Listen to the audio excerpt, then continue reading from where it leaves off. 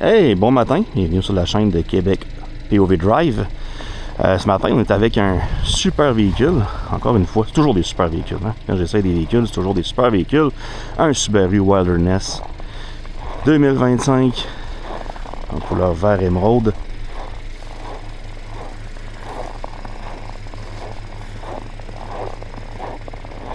Et encore une fois, ce matin, c'est vraiment pas chaud à Québec.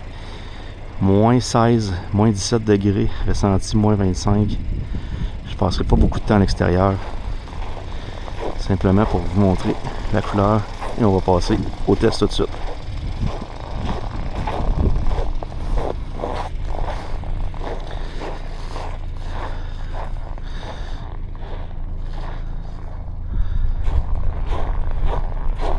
On rentre à l'intérieur, vous entendez mes bruits de pas. C'est pas chaud. Et voilà. Oh, c'est beaucoup mieux comme ça. On est mieux comme ça. Et voilà. Bon. On va voir ça tout de suite en POV. Et on va aller faire un petit essai routier de ce beau Outback. Pour ceux qui étaient là hier, j'ai fait un beau petit vidéo aussi sur le Forester. Donc je vous invite à aller le voir aussi. Forester 2025 bien sûr. Et là maintenant ce matin, le Outback. Donc back à back, 2 Subaru. On va s'attacher. Prendre juste mon téléphone ici. Un petit peu le tour. Hier, je vous disais que les intérieurs de Subaru est un peu plastique. On sent déjà une légère amélioration du côté du Outback. Ici, c'est plastique, mais une espèce de recouvrement. Beaucoup moins pire. J'aime l'angle qu'ils ont mis l'écran tactile. Je trouve que c'est mieux fait un peu aussi. Position de conduite qui est superbe. Les sièges sont vraiment confortables. Je fais un petit comparatif avec le Forester d'hier. On est vraiment mieux assis là, aujourd'hui. Là. Donc, volant, je vous dirais que c'est la même chose. Même volant. Hein. On est dans le Subaru. On n'est pas ailleurs. Donc, on commence. Je vais vous parler aujourd'hui des prix, comme d'habitude, un peu. Il y a un modèle qui a changé. Vous avez vu ce modèle-là. C'est terminé, hein, le 2025. Il n'y a plus de modèle 2025 de ce modèle-là. Le Outback a choisi de prendre une autre tournure. Donc, de rejoindre le look boxy, le look carré camion. Donc, c'est ça. J'ai mon voisin qui me voit partir. Il m'a envoyé la main. Tu vois, on est des bons gens, hein, Beaumont. On s'envoie la main. C'est ça, donc la mode des... ici, on a un autre, ici, un blanc. Hein? C'est un modèle très populaire au Québec. Puis pour bien des raisons. Hein? Il y a des gens qui n'aiment pas les SUV. Ils aiment les chars un petit peu plus ronds, les autos un peu plus rondes. Donc, vont choisir souvent des modèles un peu plus ronds. Donc, ce modèle-là, je l'adorais. Pour vrai, ça avait son look. On voyait un Outback à 3 km, puis on savait que c'était un Outback. Je peux pas en dire autant maintenant avec le nouveau modèle 2026. Vous savez, je critique pas souvent les looks. Vous avez vu ma page, ma photo, c'est ugly avec 3 points d'interrogation. C'est pas ce modèle-ci qui est ugly, hein, c'est le nouveau. Je vous invite à aller voir là, le 2026. Oh my god. Mais Subaru, on finit toujours par s'habituer au nouveau modèle. Ils ont une approche assez agressive au niveau des looks. Et là, présentement, vous allez voir, là, ça ressemble vraiment, je veux pas être péjoratif, là, mais le nouveau modèle, il ressemble vraiment à un conteneur à vidange. Il est carré, il y a du plastique partout. Il y a du monde qui vont dire que c'est rugged, c'est fait pour la trail. Oui, vous avez raison. Et ça veut donner un certain look masculin et tout ça. Mais je trouve que là, avec les Santa Fe, les palissades, tout le monde s'en va vers là. Le nouveau Kia Sportage aussi, le nouveau Kia Telluride qui va arriver aussi, qui est ultra carré. Et puis moi, j'étais le premier à demander des véhicules carrés il y a quelques années. Ben aujourd'hui, je vous dirais, bring back les autos un peu plus rondes. Là, ça n'a pas de bon sens. On s'en va vraiment vers un monde, je sais pas ce que ça va être. On va se promener avec des blocs ou des Nissan Cube à l'époque. Là. Donc, j'exagère, mais vous comprenez ce que je veux dire. Donc, à l'intérieur de ce beau véhicule-là, on a un 2.4 litres turbo qui développe 260 HP. Hier, j'ai dit 280, hein. Je m'en excuse, j'étais gelé hier et c'était mon premier vidéo. Retour des fêtes. On va voir qu'est-ce que ça donne un peu, une petite accélération en ville comme ça. Ah ouais, c'est beaucoup plus pépi, là. Ah ouais, on le sent, là. C'est encore une CVT, hein? C'est la même CVT que dans le Forester, comme beaucoup de produits chez Subaru. Mais on sent que la puissance vient corriger un peu les lacunes d'une CVT. Ah oui, on a le changement de voie aussi, vous allez voir, quand on est proche d'une ligne, on a le lane keep assist là, qui embarque. Donc ce que je disais, c'est ça, c'est que la puissance vient régler les petits problèmes d'élasticité au niveau de la CVT. Moi, je trouve. Par contre, là, aujourd'hui, on est assis dans une Cadillac. J'adore la position de conduite. Beaucoup d'ajustements au niveau des lombaires. Qualité ici, rien que l'appui-coude ici, là, c'est beaucoup mieux. Ouais, c'est tannant, ça, cette affaire-là de changement de voie. Je déteste. Je déteste cette option. Bon. Je l'ai sur mon camion aussi, je l'ai désactivé. J'ai de la misère avec ça. Je sais pas si c'est moi, mais je m'habitue pas à ça. Je suis pas quelqu'un qui va nécessairement conduire à gauche comme ça ou qui va faire par exprès, mais ça arrive, là, surtout en hiver. Là, je vais vous dire, les lignes sont tellement effacées ou pleines de neige, de glace, qu'on s'en rend pas compte. On va se faire un petit 0-100 en montée ici. On va voir ce que ça donne. On va être arrêté complètement ici. On essaie ça. Un petit brake boost. On est parti. C'est en montée, je vous dis. Donc là, la puissance vient. 5800 tours. C'est là que le pic est. 0-100. Et voilà, c'est fait. Bon, c'est pas plus sexy à l'accélération qu'un Forester, mais la puissance est là. Elle est au rendez-vous. Aujourd'hui, vous voyez là, les lames de neige dans le chemin. Là. Nos amis français qui écoutent. Il fait froid, on se le gèle aujourd'hui au Québec. C'est vraiment pas chaud. Ce serait ajouter mon... Voilà, un petit peu. Ah, et voilà, je suis parfait.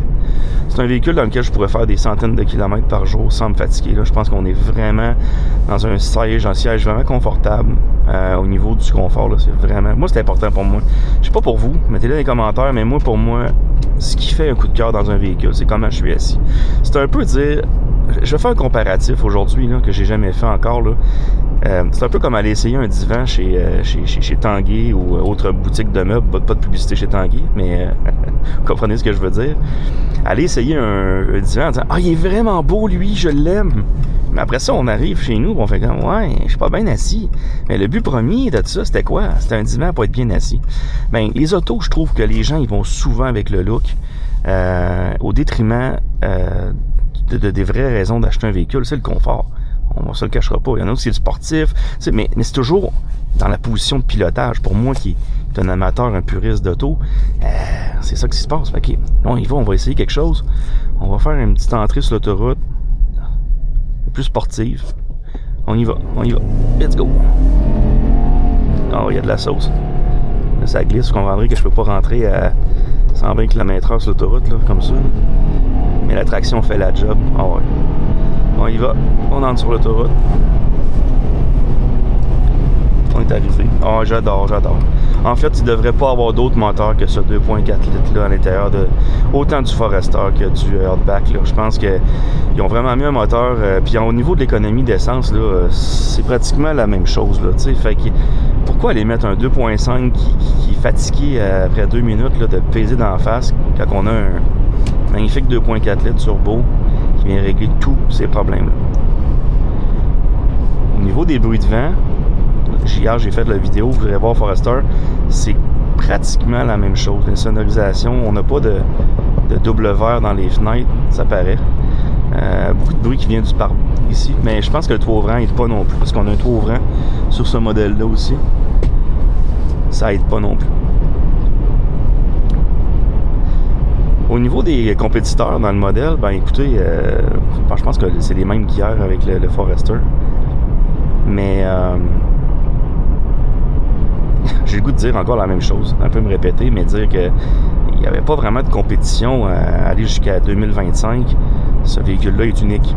Beaucoup de rangements intérieurs, beaucoup de place. Puis là, en 2026, ben, il y a la même place, mais je peux vous dire qu'aller voir le 2026, vous allez dire, ouais, ça ressemble à beaucoup de choses dans le chemin. Tandis que ça, c'était vraiment, ça avait sa propre identité. Un peu une station wagon, le dernier des Mohicans, des station wagon. Et là, on termine ça. Et on met ça avec un beau style VUS là, qui ressemble à tous les autres VUS. C'est un peu décevant. Et la raison du ugly là, dans ma page, c'est le nouveau. C'est pas pour lui. Lui, on s'est habitué. Qu'on le trouve beau ou pas beau, je pense qu'il y a toujours sa place. Personnellement, je trouve que c'est un très beau véhicule, surtout dans la couleur actuelle, avec les accents dorés. Je trouve que ça fait vraiment la job. Très confortable. Pour vrai, encore une fois, j'arrête le volant chauffant. Ça chauffe. Ça chauffe un Subaru, ça chauffe. On enlève le banc chauffant aussi.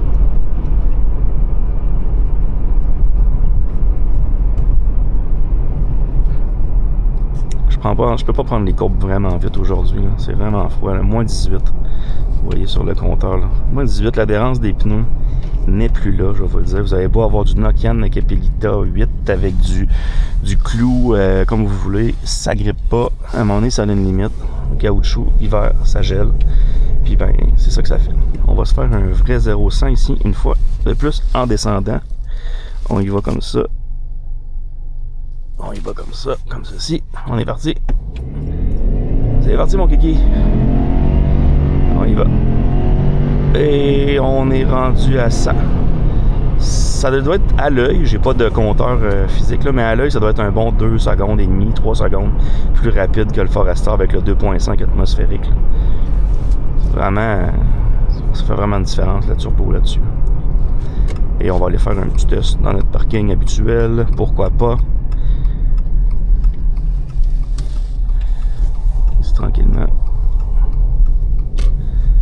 Aujourd'hui, il y a des gens. C'est la semaine. On est lundi. Je ferai attention ici, comme ça. Il y a des gens ici. Là. Je vais juste voir. Je ferai pas de test Je fais pas de test avec lui aujourd'hui au niveau de l'adhérence, mais vous allez voir, c'est pratiquement semblable qu'avec le Forester. Un petit peu plus de puissance. Un peu moins de réticence à faire un U-turn. C'est quand même mieux. Beaucoup mieux. La puissance vient corriger beaucoup de défauts. Je l'ai dit tantôt, là, je me répète. Là. Mais ce moteur-là vient adoucir la chose, vient rendre ça plus confortable. Puis les bancs, je comprends que l'autre c'est un Sport, tandis que lui c'est vraiment le modèle Wilderness qui est fait pour l'aventure. Je serais curieux d'essayer Forester dans les mêmes configurations. Au niveau des concurrents, ben oui, effectivement, on a le Nissan Rogue aussi qui est refait cette année, donc un nouveau Nissan Rogue. J'ai eu l'occasion de l'essayer, mais je l'ai pas filmé encore. Hop, niveau de carburant, on va aller mettre de l'essence tout à l'heure. J'arrive de toute façon, pas d'inquiétude. Et Nissan Rogue 2026 qui a été refait, je vous invite à aller le voir aussi. Beau modèle, ça va bien, ça n'a pas trop de défauts, comme l'ancien modèle. Je le trouve plus beau qu'avant, un peu moins rond. Hein? J'ai une contradiction, mais le Rogue est un petit peu trop rond à mon goût à moi. Là. À l'époque, là, maintenant, il est un petit peu plus carré. Okay, on va se faire un petit 0,80 ici, là. Dans la zone comme ça. C'est parti.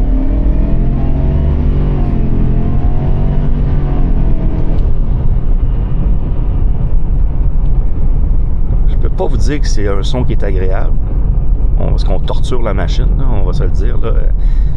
C'est des autos qui n'aiment pas être poussées là. C'est fait pour être conduit calmement, et si vous le faites dans cette façon là, dans cette optique là, vous allez être agréablement surpris. C'est une méchante bonne bagnole pour vrai. Puis si vous trouvez dans l'usager des 2025 des restants de cours ou des à foncer tout de suite dessus, foncer sur un 2025 les yeux fermés. Pour moi, en tout cas, je l'ai peut-être pas dit encore ou je l'ai dit, mais c'est un bon de c'est un bon de 4000 $, je crois. Oui, effectivement, 4000 $ de plus. Donc cette version-là est à 48 000 $. Et pour avoir la même chose en 2026, c'est 52 000 $. C'est 4000 $ de plus pour... Pourquoi? Avoir le look carré, je le sais pas. Qu'est-ce qui s'est passé? Il y a sûrement quelque chose qui est différent à l'intérieur du véhicule pour nous charger un tel prix. Parce que là, on est rendu à 52 000 $ pour un Outback. il commence à avoir de la compétition rendu là. On n'est pas loin des entrées de gamme dans les voitures allemandes. Pour moi, c'est un no-brainer qu'il faut commencer à magasiner rendu là. Et je vais vous faire un peu la liste des prix aussi là, en arrivant. Je vais juste faire un petit test d'adhérence. J'ai quelqu'un en arrière de moi, là, mais je vais essayer de le faire quand même. On part ici. 1, 2, 3, go. Là, c'est glacé. Écoutez ça. Ça graphine, ça aussi, mais c'est beaucoup plus froid qu'hier. Là. Hier, il faisait moins 15. Mais ce matin, avec l'humidité, là, ça frôle le moins 30. Là. C'est fou. Là. Donc, vous voyez que ça graphine. Subaru, thumbs up. Votre traction intégrale, ça reste la meilleure et c'est pas une pub surfaite. On envoie la main aux petits amis. En arrivant, je vais vous parler des prix et des versions. Pourtant de faire nos arrêts stop comme il faut. Hein? On se fait souvent viser pour ça. C'est le commentaire que je reçois toutes les fois. C'est épouvantable. J'en parle à toutes les vidéos, mais je veux dire, les gens remarquent tellement ça, c'est capoté. Mais c'est correct, vous faites bien de me le dire. Faut faire nos stops.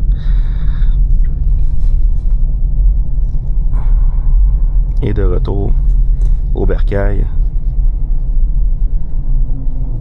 Avant de terminer la vidéo, je vais vous faire un petit pedigree des versions dans le 2026, parce que le 2025, il y en aura bien plus. Si vous en trouvez un, bien, comme je vous dis, sautez dessus à l'instant. Au niveau de la version tourisme, pour le mode... Ah, c'est ça, j'ai une petite subtilité. Au niveau du modèle tourisme, ça va être le seul modèle qui va être équipé du 2.5 atmosphérique. Donc, c'est pour ça que le prix jump assez rapidement.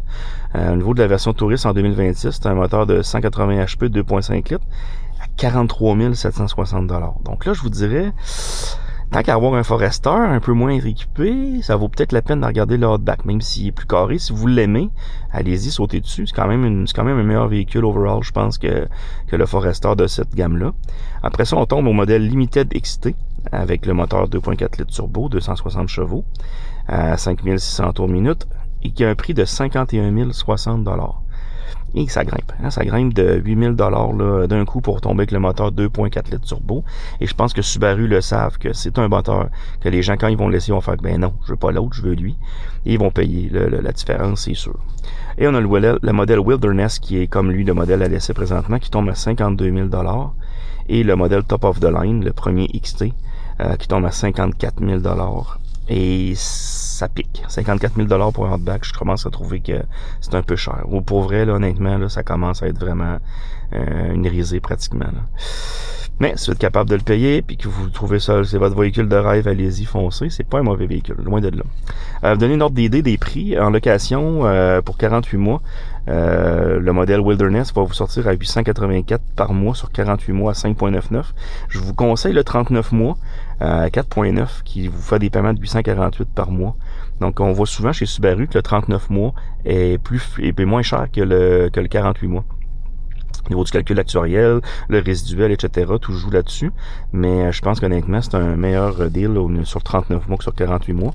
Puis si vous êtes intéressé à l'achat, ben c'est le même taux que sur le 48 mois. C'est 5.99 avec un prix mensuel de 1156 et 76 canadiens. Bien sûr, c'est de la sauce, les amis. Bon, sur ce beau vidéo, je vous souhaite à la prochaine. Bonne journée les bandits. Bye bye.